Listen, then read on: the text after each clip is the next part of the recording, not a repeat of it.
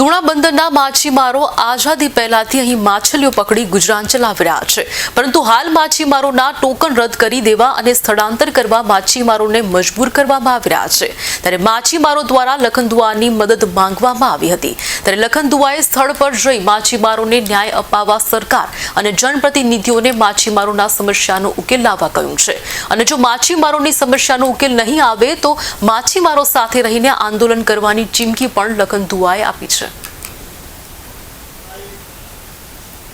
અત્યારે અમે જે વસવાટ કરીએ છીએ ધવરવાળું બંદર છે, એનાથી અમને છે ને અમારે જે પાર્કિંગની જે જગ્યા હતી 0 તુણા અહીંયા છે ને અમારી છીનવાઈ ગઈ છે, તો અહીંયા પણ જગ્યા નથી। અમને છે ને સરકાર તરફથી ક્યાં બી ઓટલો મળે તો અમે ગરીબ માણસો રોટલો કમાવીને ખાઈ શકીએ।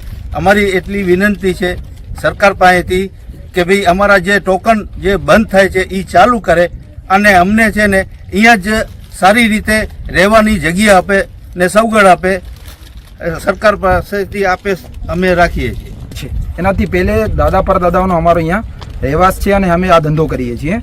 હવે આટલા વર્ષો સુધી અમને કોઈ પણ જાતની પ્રોબ્લેમ થઈ નથી, પણ હવે છે ને જેવી રીતે ઉદ્યોગ આવે છે એવી રીતે અમને બહુ જાતની તકલીફ પડે છે, બરાબર છે।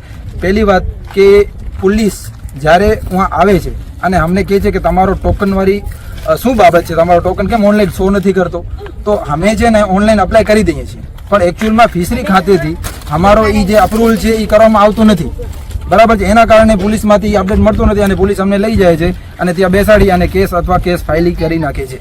અમને આવી પ્રોબ્લેમ થાય છે। બીજું કે અમે લોકો અમારી તાજી મચ્છીનો ધંધો નથી સાહેબ। અમારો ધંધો કેવું છે કે અમે મછલી લઈને આવીએ, મછલી સુકાવીએ, મછલી સૂકી જાય એના પછી અમે એને વેચીએ, ત્યારે જઈને અમારું ગુજરાન ચાલે।